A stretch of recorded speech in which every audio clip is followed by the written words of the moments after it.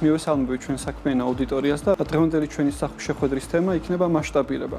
ბიზნესის მასშტაბირება და ბიზნესის მასშტაბირებასთან ერთად წარმოშობილი ისეთი ტიპის პრობლემები და გამოწვევები, როგორიც არის ადაპტაციის უნარი ორგანიზაციებისთვის, ცვლილებებთან მიმართებაში ადაპტაციის უნარს გულისხმობ ამ შემთხვევაში.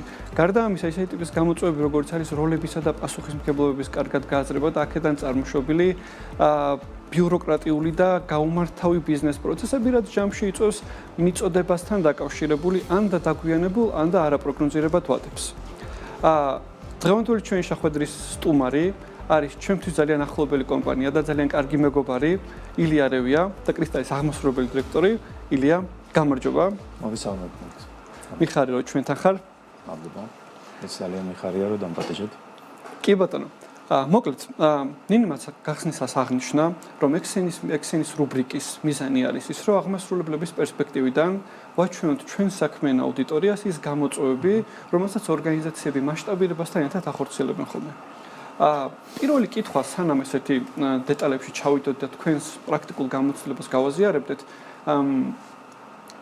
ძალიან მოკლედ ავხსნათ ის შესაძლებლობები და ის ცვლილებები, რომელსაც კრისტალი უკვე ახალი სტატუსით სთავაზობს თავის მომხმარებლებს, რომლებიც რაღაცა 100,000-ზე მეტ ადამიანს ითვლის, თუ არ მეშლება ეს მონაცემი კიდევ.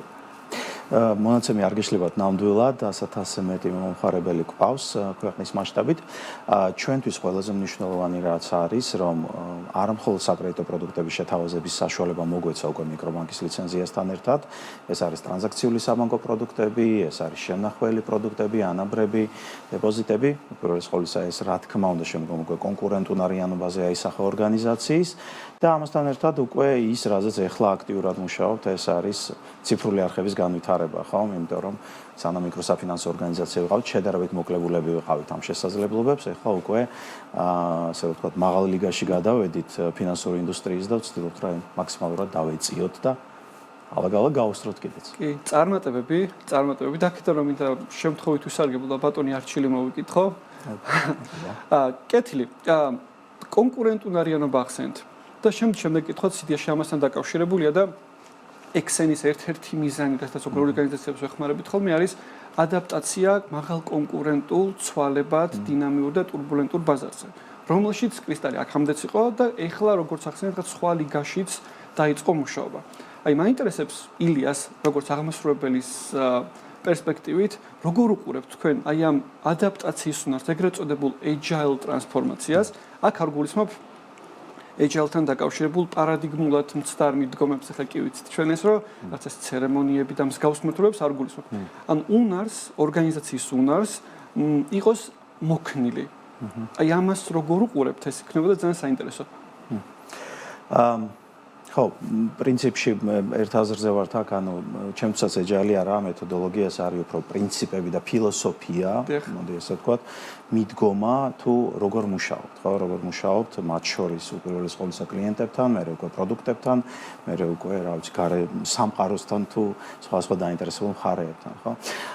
ფიქრობ იმ მოქნილობისთვის, რაზეც ვამბობთ ხოლმე, აი agile-ს რაც ახასიათებს, უპირველეს ყოვლისა ალბათ გადაწყვეტილების მიღების სიჩქარე არის, ხო, აუცილებელი და ეს უკვე აი მე ამას დავაკავშირებდი ორ რაღაცასთან. ერთი, დეცენტრალიზაცია გადაწყვეტილებების მიღების, ანუ ის კი არა რომ მოდი ვიღაცა გადამიწყვიტოს, არამედ გუნდისთვის ავტონომიის მიცემა, გუნდისთვის მათ შორის ალაგ-ალაგ შეცდომების დაშვების მისცემის უფლებაც და სხვანაირად ინოვაცია არ იმუშავებს, სხვანაირად აჩქარებლობა, ასე ვთქვათ, პროცესების და პროდუქტების უფრო სწრაფი გამოშვება ბაზარზე, რა თქმა უნდა, შეუძლებელი არის, ხო?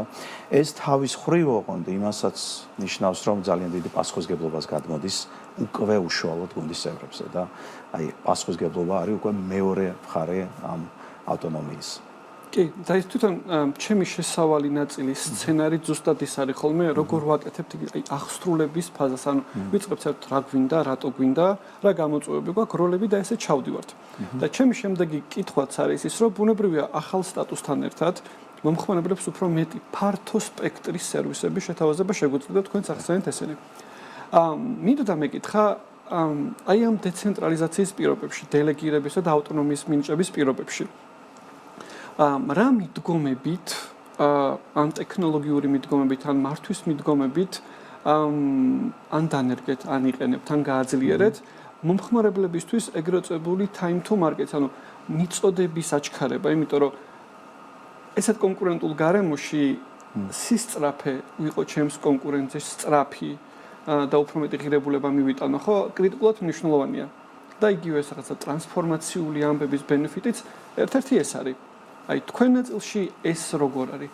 ცხადია. ერთი ვიტყოდი, რა თქმა უნდა, სიჩქარე ძალიან მნიშვნელოვანი არის და აქ უკვე შეიძლება შემოდიოდეს სწორედ ეს მეთოდოლოგიური კომპონენტები, ხო? რაც agile-ს ახასიათებს თუ რა ვიცი, Scrum-ს და Kanban-ს და ასე შემდეგ, მაგრამ ახლა მოდი ამას გადავდებ გვერდზე. მე ვიტყოდი, რომ გამომდინარე იქიდან, რომ მაინც სპეციფიურ ბიზნესში ვართ, რეგულირებულ ინდუსტრიაში ვართ, ხო აქ ამასთან ერთად ძალიან მნიშვნელოვანი არის, რომ მხოლოდ ის კი არა, რომ მოდი ახლა სწრაფად მივიღოთ გადაწყვეტილები, არამედ ეს გადაწყვეტილებები თან იყოს შესაბამისობაში იმასთან, თუ ბაზარი როგორ მოქმედებს და რეგულატორი რასაც გთხოვს და ამასთან ერთად შენ სტრატეგიასთან, ხო? შესაბამისად აი ამ სამი კომპონენტის დაბალანსებით ვცდილობ ჩვენ ამას. ან ნებისმიერ გადაწყვეტილების მიღებისას ეს არის პირველი, ეს ეხმარება თუ არა კლიენტის გამოცდილებას, კლიენტის თვის ღირებულების ეგრეთ წოდებული value შექმნას ახერხებ თუ არა შენ ამ პროცესის, ამ პროდუქტის ცვლილებით, ამ პროცესის, ამ პროდუქტის დანერგვით, ერთი ეს. მეორე, ხარ თუ არა შესაბამისი, რა თქმა უნდა, ამ ყველაფერთან მიმართებაში, იმიტომ რომ კანონმდებლობა არის, რეგულაცია არის, ინდუსტრია არის და ძალიან მნიშვნელოვანი არის ეს და მესამე, რა თქმა უნდა, უკვე მერე მოდის, რომ ამისი სიზუსტე, ამისი სიჩქარე და მსგავსი კომპონენტები, ხო? ჩვენ ამასთან დაკავშირებით როგორ მუშაობთ?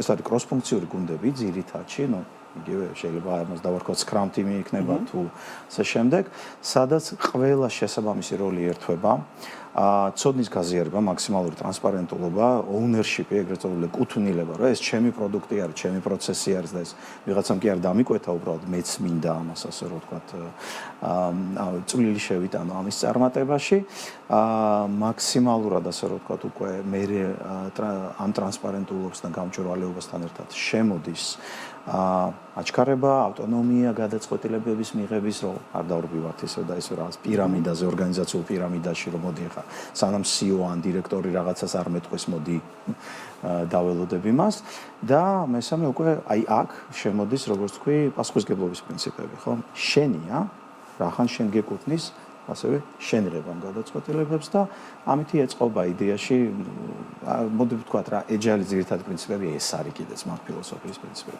ჩვენ ასე მუშაობთ და ერთია რომ საქმე დაადელეგირეთ და მეორე აშკარად ნდობაც დადელეგირებულია, ხო, იმიტომ რომ ეს ეგრეთ წოდებული end-to-end პასუხისმგებლობა იქნება ეს ინდივიდუალურ დონეზე თუ გუნდურ დონეზე, ეს კრიტიკული ამის გარშე ობიექტურად თან გრძელვადაში ნამდვილად არაფერი ესეთი ღირებული ხელშესახები პრაქტიკული შედეგი არ იდება ხოლმე. ჩვენ ძალიან ხშირად ვაწყდებით ხოლმე ესეთ გამოწვევას, მათ შორის ზოგჯერ კროსფუნქციურ გუნდებშიც კი არის შეხვედრა ორგანიზაციები, სადაც კი არის ადგილზე კროსფუნქციური გუნდი, ანუ გუნდი, სადაც ყველა ის რესურსი და კომპეტენცია არსებობს, რომ სტრატეგიული მიზნები შესრულდეს, მაგრამ აი ეს ბმა სტრატეგიულ მიზნებსა და გუნდის ყოველდღიურობა შორის ხანდახან არ არის ხოლმე. ეს ამ ყველა დიაგნოსტიკით მივდივართ იქამდე, რომ უშუალოდ ეს სტრატეგია ძალიან ხშირად ცვალებადია ხოლმე, მუდმივად იცვლება. და თუ სტრატეგია არ არის ხოლმე მდგრადი, თუნდაც რაღაც მინიმუმოდი ერთი კვარტლის პერსპექტივაში ყველაზე ისეთი მსუბუქი ვადები რა ვიყოთ, ხო? ესეც მე კავშირი ამით შორის არ არის. მინდოდა მეკითხა ესეთი რაღაც, რომ ახალ სტატუსში, როცა ამდენი იდეები იქნება დარწმუნებული პროდუქტის განვითარების და ყველა ბიზნეს მიმართულებას განსაკუთრებით ესეთი პასუხისმგებლობაც თუ მაქვს აღებული ორგანიზაციაში ჩემი მიმართულების განვითარებაზე, უამრავი იდეა მექნება. მაგრამ უამრავი იდეის უკან დგას ლიმიტირებული რესურსები. ცხადია. და ესეთ დროს იღებთ ხოლმე თქვენ აღმასრულებლების გუნდი და მენეჯმენტი რიგ გადაწყვეტილებებს. აი ეს პერსპექტივა, აი ეს ფიქრის მოდელი და ტვინწყობა მინდოდა ჩვენი აუდიტორიისთვის გამჭვირვალე გამეხადა შეძლების დაგვარად და მეკითხა ის თუ როგორ იღებთ თქვენ გადაწყვეტილებებს, რა პრინციპებზე დაფუძნებით, ან რის მიხედვით, რომელი იდეა გაკეთდეს, რომელი არ გაკეთდეს. კომპლექსური კითხვა არის, ხო, ალბათ მარტივი პასუხი ამას არ აქვს. მოდი ესე შევხედოთ, ხო, იდეაში ორ რაღაცას უყურებთ. ერთი არის სარგებელი ბუნებრივია ამ პროექტის თუ ამ გადაწყვეტილებისგან რა ექნება კლავ-დუკლავ მომხმარებელს და სტრატეგიასთან რამდენად თანხვედრაში ეს ყოველი, იმიტომ რომ იდეები მართლა ძალიან ბევრი გვაქვს, ხო? ზოგადად იდეინი ხალხი ვართ. მაგრამ აი მნიშვნელოვანი არის სტრატეგიული ფოკუსი შეინარჩუნა, ხო? შენ როგორც ორგანიზაცია, რისთვის არსებობ, ანუ ეს არის შენი მისია, ხედვა, ღირებულებები და რა გინდა რომ მიაწოდო ბაზარს, რითი გინდა იყო რომ განსხვავებული, ერთი ამაზე რა თქმა უნდა ფიქრობ. მეორე რა ბიზნეს ღირებულებას დადება, ანუ ეს რა მოგებას მოიტანს, კლიენტების ზრდას მოიტანს, შემოსავლების შემცირებას თუ რისკის შემცირებას, ხო? ანუ ამაზე ბუნებრივია ფიქრობ. და მესამე მხარე უკვე ამ ყველაფერს უკან რას დგას, ეს არის განხორციელებადობის კომპონენტი, იმიტომ რომ შეიძლება მე ძალიანაც მინდოდეს რაღაცა თვარეზე გავფრინდე პირობითად, მაგრამ არის თუ არა ამისთვის ორგანიზაცია ჯერ მზად, სანამ თუ არ უნდა გავფრინდებით, მოდი თვითმფრინავის შენება დავიწყოთ, ხო? პირადად ჩემთვის აქ აი სუფთა სარგებლის და განხორციელებადობის შედარების მოდელები მუშაობს კარგად, ეს არის მაგალითად NTCP მოდელი, Diamond-ის მოდელი, ესეთი, სადაც უყურებ პროდუქტის ინოვაციურობას, კომპლექსურობას, ტექნოლოგიურობას და მეორე ფონს, ხო? და აი აქ ვიღებთ ამ გადაწყვეტილებებს, ხო? რა სარგებელი და შემდგომ უკვე რამდენად ამისთვის მზად ვართ ეხლა ამ მომენტში, თორე კი ხვალზე ეგ შეიძლება ბევრი რაღაცისთვის კიდე. ძალიან დიდი მადლობა. ხო, როგორ ესეთი მადლობა ამ მომწურავი კითხვის, იმედი რაღაცა ჩვენი აუდიტორია ამას ისმენს, იმიტომ რომ ესეთია მნიშვნელოვანი კომპონენტი და ფინალისკენ რო წავიდეთ, ჩვენ გვაქვს ესეთი ტრადიცია. მეორე სტუმარი ხართ ჩვენი რუბრიკის. ესეთი ტრადიცია გვაქვს, რომ ყველა სტუმარი კითხვას ტოვებს შემდეგი სტუმრისთვის. რა კითხვას დაუსვამდით და რა პასუხის მოსმენა, რა კითხვაზე გექნებოდათ პასუხის მოსმენა საინტერესო თქვენთვის. სტუმარი არ ვიცი ალბათ. სტუმარი მთელი იდეაც ეგ არის. ოკეი. მაშინ ალბათ ესეთი როგორ ესე ვიტყოდი, მოდი ნებისმიერ ცვლილებაში უპირველეს ყოვლისა მაინც გუნდი არის და ადამიანების ამ ცვლილებასთან დაყოლიების და აყოლიების კომპონენტი არის უმნიშვნელოვანი. როგორ მივახციოთ ამაზე ყველაზე ეფექტურად, გამომდინარე იქიდან რომ კორპორაციული კულტურა ძალიან ხშირად ცოტა სხვანაირად გეწინააღმდეგება. მოვინიშნეთ. ძალიან დიდი მადლობა კიდევ ერთხელ მოსვლისთვის და გამოცდილების გაზიარებისთვის. ამით დავამშვიდობებით ჩვენს ბიზნეს აუდიტორიას ექსენის რუბრიკით. მადლობა მომავალ შეხვედრამდე. ალექს, მადლობა მორიგი საინტერესო რუბრიკისთვის და საინტერესო არის თუ რა პასუხს მივიღებთ. უკვე რიგით მესამე რუბრიკაში მომდენო კვირაში. მადლობა კიდევ ერთხელ საინტერესო საუბრისთვის და მადლობა ასევე ჩვენს სტუმარს რუბრიკისას ალექსი გიჯაშვილი, აქცენის აღმასრულებელი დირექტორი მასპინძლობდა ჩვენს ეთერში ილია რევიას, მიკრობანკი კრისტალის გენერალურ დირექტორს.